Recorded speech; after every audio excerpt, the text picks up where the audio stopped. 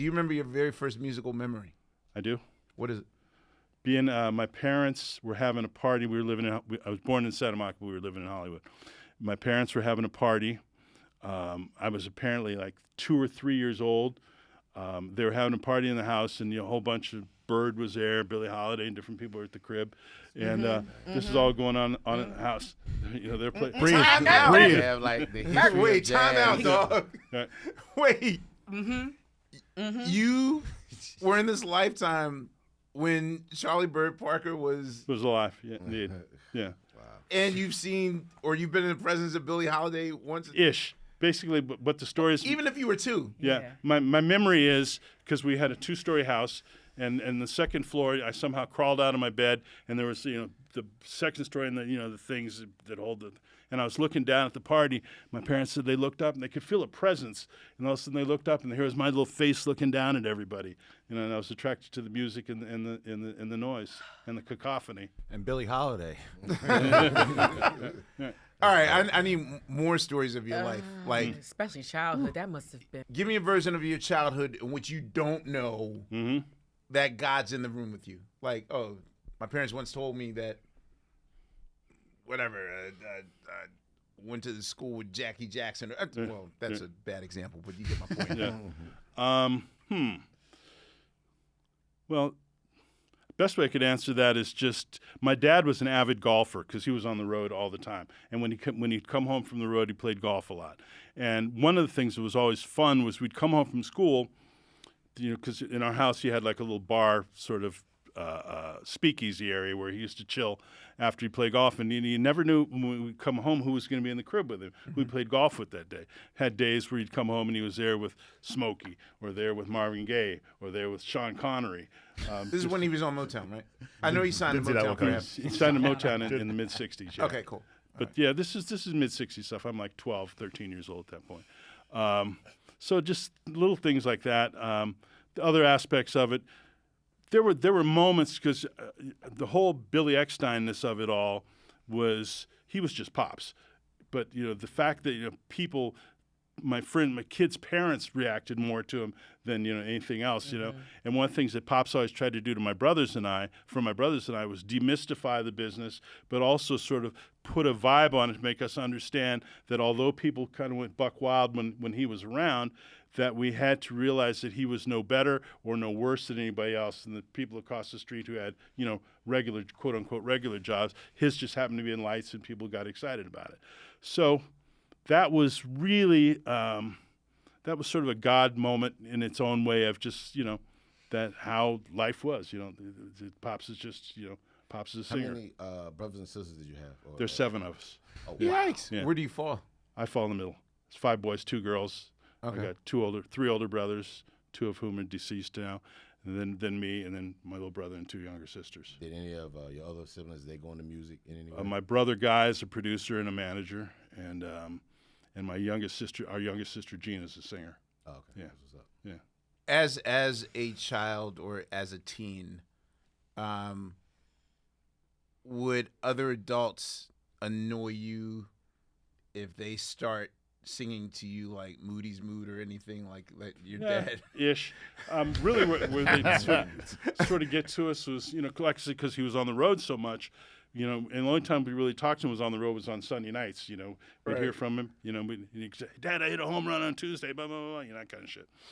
So when he was home, they were very valuable, cherished moments. If we went out to dinner as a family, invariably there was somebody to come, Mr. B, I saw you in Moline, Illinois in 1951, blah, blah, blah, and we're trying to talk to Pops, and, we were sort of taught / trained that, that the fans are the lifeblood of, of us having the ability to live the lives that we live. So just kind of smile your way through it, be polite, be nice. And Pops would handle it from there. And if they stayed a little too long, he'd say, "Hey, baby, I'm trying to have dinner with my family here," I get it. And if they stayed long, he'd say, "Get the fuck out of here," So, I was going to issue a mandate like none of you do a "There I Go" reference. So anyway, But then I if forgot, 'cause you that's told my us song. not to do it, then we'd Like, do that it. is- Or you'd want us to do it. One of my favorite songs. So much deductive all reasoning time. happening here. Yo, Anyway. did you have peers in that way though, Ed? Since you were part of this kind of musical family, did you have other kids that kind of felt the pains that you were going through because their parents were on tour? And Ish. But I grew up in Encino, California. So we were the only black family there. So the Jacksons got there. Okay. So y'all were there first, right? Because it's your dad. Yep. And so any of the Encino at that point, it still is in the San Fernando Valley. Encino was basically a 2-lane dirt road with orange groves and a lot of almond trees and shit. And then somewhere in the late 50s became a bit of a go west young man syndrome. A lot of folks moving out to the hills there. And a significant portion, because with the expanse of the film and TV business out here, and a lot of the folks that moved to that part of the valley were business people, largely Jewish, from New York, from other parts of the country. And certain parts of the city here were redlined that, certain Jews and blacks couldn't live in certain areas. So the valley became the area of development, of principal development. And the line of demarcation in the San Fernando Valley is Ventura Boulevard. It became primarily Jewish. And a lot of the kids I grew up with were, Mo Austin's kids, Eddie Rosenblatt's kids, different, showbiz kids, right.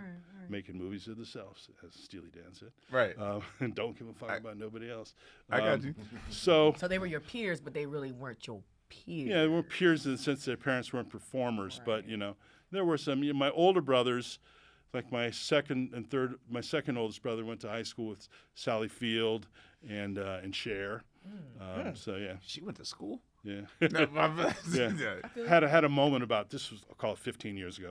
It was during the Kobe Shaq Laker years. It was at one of the playoff championship games.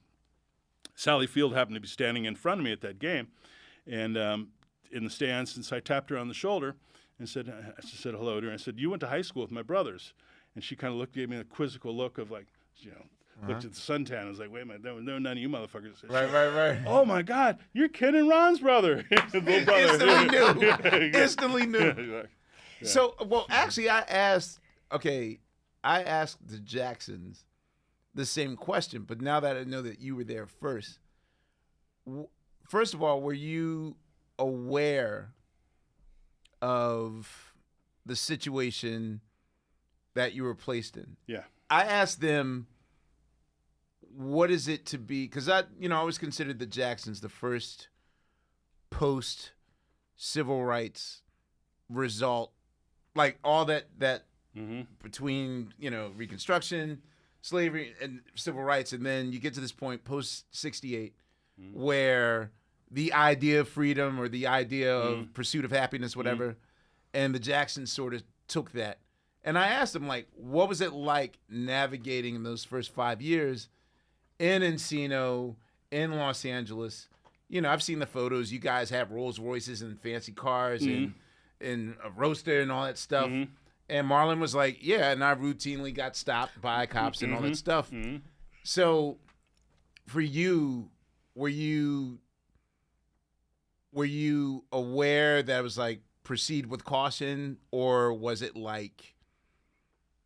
Yeah, very aware. Oh, okay.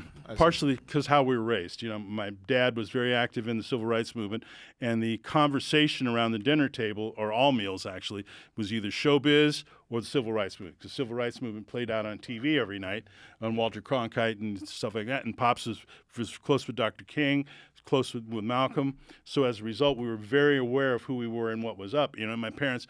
Pretty much, that was one of the things they hammered home to us. Don't for 1 minute start thinking you're white up in here.